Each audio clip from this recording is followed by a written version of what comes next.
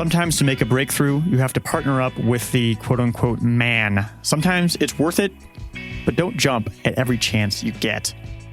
This is Love Your Work, and I'm David Cadvey. I'm here to help you find the clues that will lead you to your calling. I recently had an opportunity to join a podcast network. In fact, it was a very good podcast network, but I turned it down. Since writing this article, I've watched this podcast network do very well. Meanwhile, I've struggled to grow this podcast here. In fact, my downloads actually went down for the first time since I started a year and a half ago. Some of that is from Product Hunt shutting down their podcast section, and it's hard to know exactly what else has caused it. But as I'll say in this article, it's totally possible that I made the completely wrong decision, but it still feels right to me. This seems like a good opportunity to remind you that your subscriptions and your ratings count a lot. Here's a recent review from Anthony, who discovered Love Your Work from my appearance on my friend Noah Kagan's podcast. Anthony says, "It gets me thinking, it helps me refocus my thoughts on what matters, and honestly, it's calming. Everything about the theme music, his voice, and the production quality." And I actually appreciate the thought about my voice. I had a listener once who told me that my voice was a little monotone, and he said it kind of like it was a bad thing, but I actually took it as a compliment. So, while I don't have the support of a podcast network behind me, I do have the support of listeners like Anthony and listeners like you. So subscribe on your favorite app, review on Apple Podcasts at cadvey.net/Apple, or hit that little star icon to favorite this episode on Overcast. And we have a date for the upcoming Seth Godin interview. Mark your calendars for June 8th. And I realize I've been teasing you about this for quite a while. And no, I'm not just doing it to build suspense. The thing is that we have a sponsor in June. And since that's currently how this show is supported, I want to be sure that the sponsor is very happy. I predict Seth's show will attract quite a few downloads, and lots of downloads keep sponsors happy, so they keep supporting the show. But I think that you will find this episode to be worth the wait. So the book came out and it was going to fail. And then Roger Ebert from Siskel and Ebert discovered his email was in the book. And he got really mad at me. So he called up the Wall Street Journal and they wrote a front page story about it, which is the best way to sell a book. Right. So I was done. I think it's also a good time to tell you that in case you've already left a review and you're looking for new ways to support the show, and you want to hear that Seth Godin interview before anyone else, I have a way that you can do that. It is called Love Your Work Premium. You can contribute a small amount each month and you get access to raw, unedited, ad-free interviews weeks before they become fully edited episodes. Seth Godin is currently in the queue as one of those interviews waiting to go through post-production. And you'll also get completed episodes a couple of days earlier too. It all comes in a slick, easy-to-use interface that you can access on any device. You won't have to wait again, and you'll feel great for supporting the show. Just go to cadvey.net/premium to learn more. That's Cadvey, K-A-D as in David, A-V as in Victor, Y.net/premium. Okay, so why on earth did I turn down an opportunity to join a podcast network? This article originally appeared on cadvey.net. Here it is.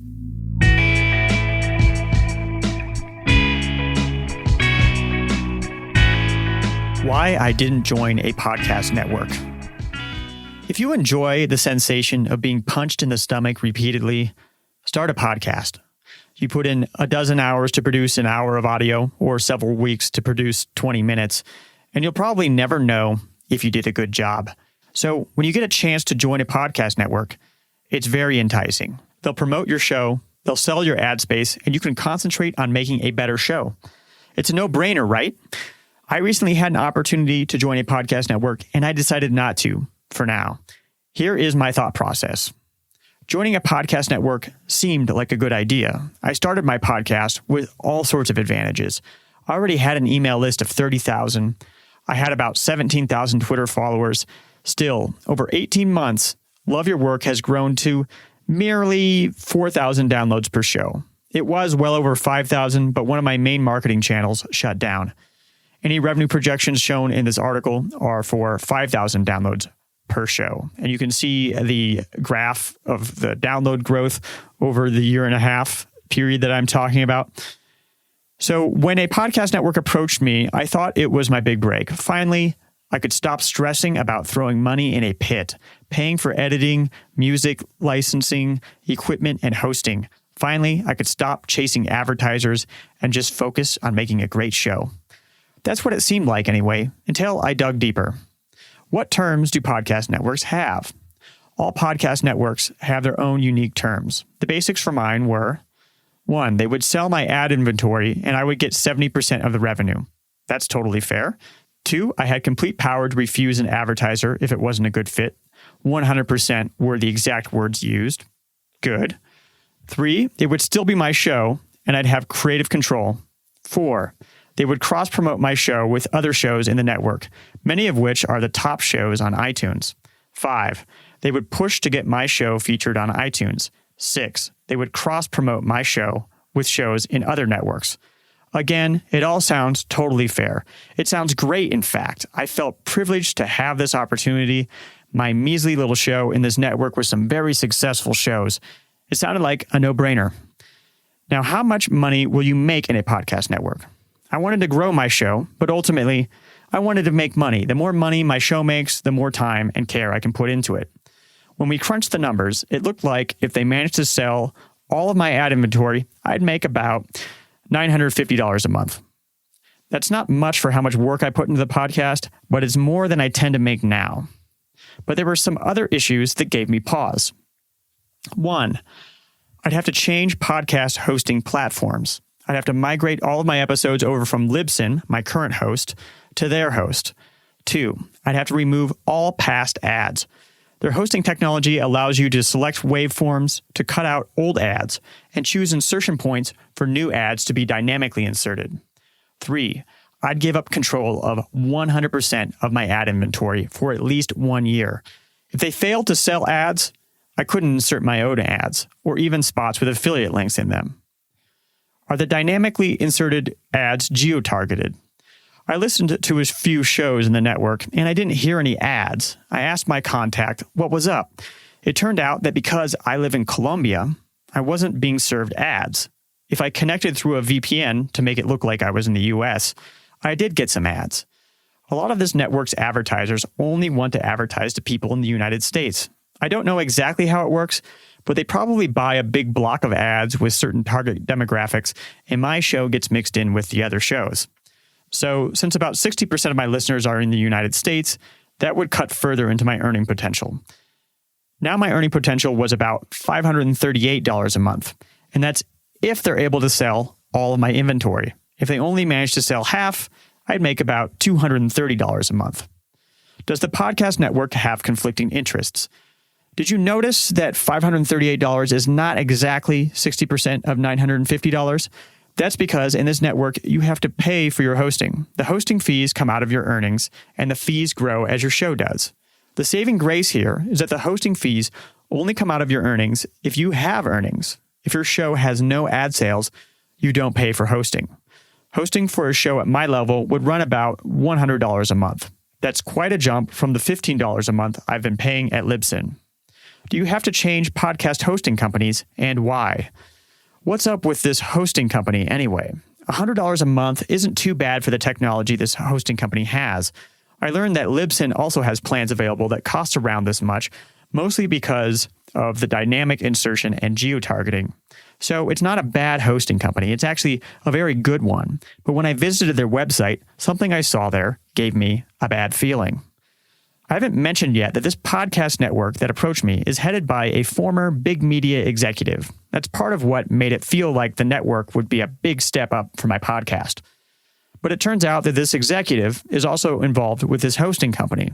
Now, I'm not saying that it's some big conspiracy. Podcasting is still a small industry, so it's natural that talent involved in one company would also be tied up in another. But to join this network, I have to move my podcast to a different host, and the head of this network is tied up with this podcast host. Now, this wasn't a deal breaker for me. I understand how, with the model of this podcast network, it would be nearly impossible to run the network without all the shows being on the same platform. But it didn't sit well. Does dynamic insertion and geotargeting in podcast networks really work? If I were in this network, all of my ads would still be host read in that I would be reading them, but they'd also be dynamically inserted. I would upload a file of my ad, and it would be inserted in ad slots for all of my episodes. That's pretty slick. I have tons of episodes in my back catalog that have no ads in them at all. People are still listening to them, so that would really boost my available inventory for selling ads.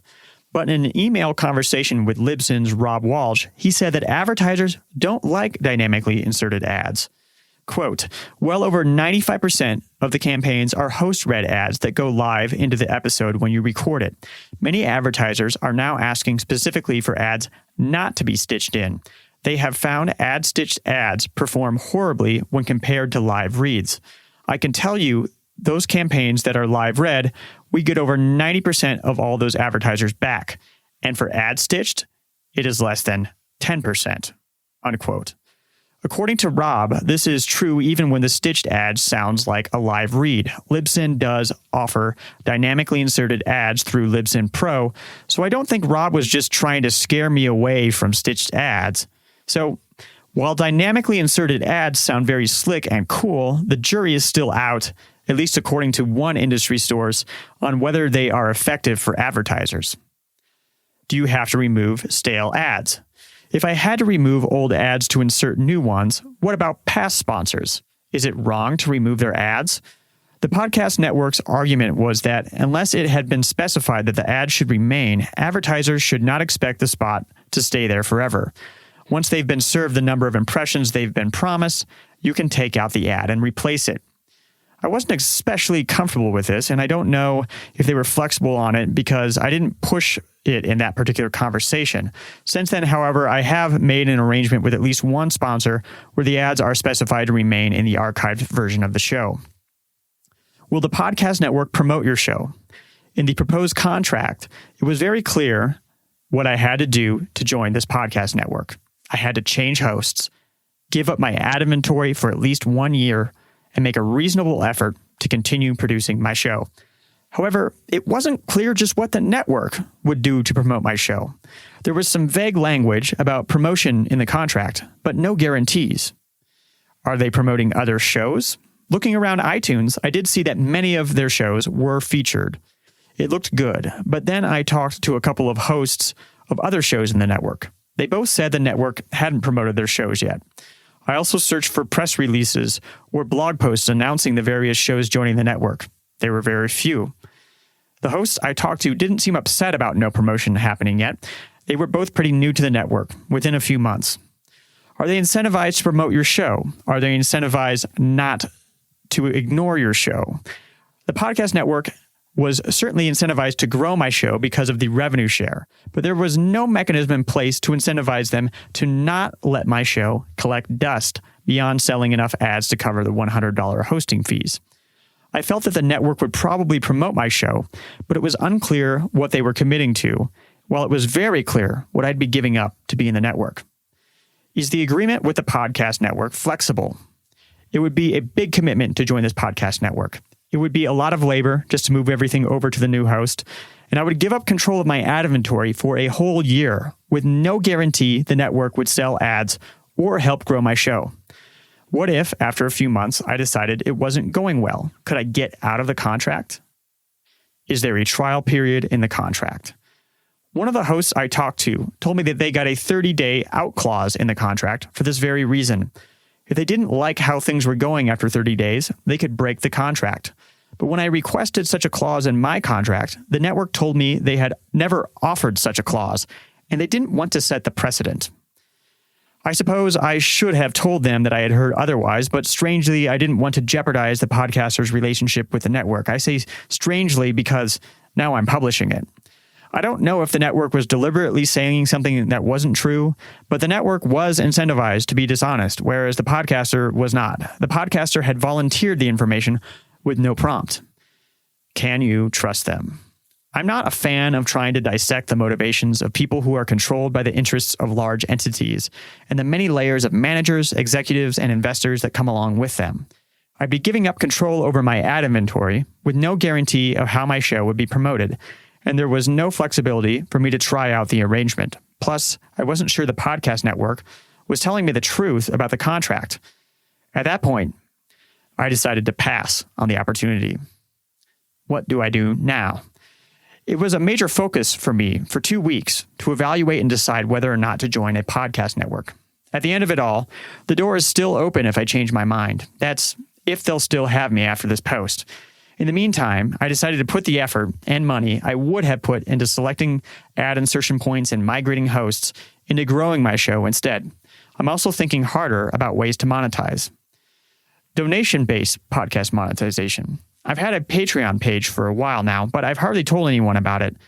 I don't feel the donation model is an effective way of making money, and the meager monthly sums I see for podcasts that put in a lot of work into pushing Patreon doesn't tell me otherwise. It's not worth it for an extra $100 a month.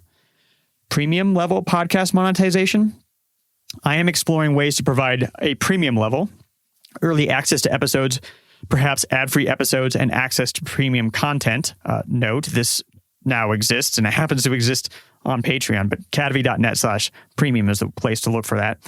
Libsyn provides a service that does this through your own custom app. However, they take 50%. I don't feel that's a fair sum, and who bothers to download the custom app of a show? By the way, Andrew Warner's Mixergy has a premium level with a very good custom app. Sponsorship-based podcast monetization. I'm starting to get direct sponsorships more frequently, so that's currently my focus for monetization. I also learned that Libsyn can sell ads on your behalf. They take 50%, which doesn't feel entirely fair, but it's not totally unusual. Will I never join a podcast network? This isn't meant to be a chest-pounding proclamation of my independence from podcast networks. It's quite possible that I made the totally wrong decision. I'll likely never know. I am a supporter of independent creators, and I am mostly an independent creator myself. That doesn't mean that I'll never join a podcast network. I believe that sometimes it really is worth it to compromise control and even deal with trying to dissect the motivations of people controlled by large entities when you're trying to achieve something big. I did it when I published my first book. That experience hasn't been without its head-scratching moments, but overall, it has been worth it. This is just a documentation of my experience and my thought process, as much for me to examine my own thinking as it is for you to have something to guide your thinking if you're considering joining a podcast network yourself. I hope it helps. I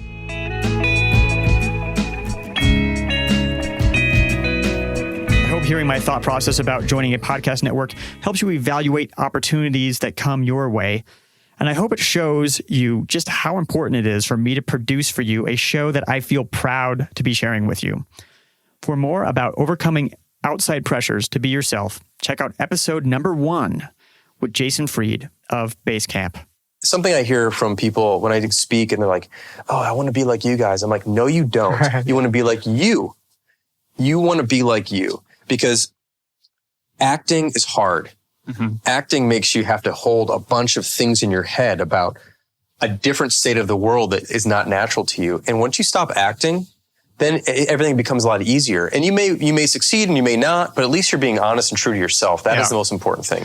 And if you appreciate all the work that goes into making the show, there are a couple of ways you can help support it. One is to subscribe on iTunes or wherever you get your podcasts. Just hit the subscribe button. Another is to rate the show on iTunes. Just go to cadavy.net/iTunes and click on write a review and click on the star rating. You don't even have to write a review. It just takes a couple of seconds. And do you like books? If you do, I'd love to send you my book recommendations. About 90% of them will be nonfiction on subjects spanning from biographies to neuroscience. Just go to cadavy.net/reading, sign up, and you'll get my first set of recommendations right away. You'll be supporting the show if you buy any of those books through the links in the email. This has been Love Your Work, and I'm David Cadavy. The theme music for the show is More Streets, performed by Spiderflower. Love Your Work is a production of Cadavy Inc.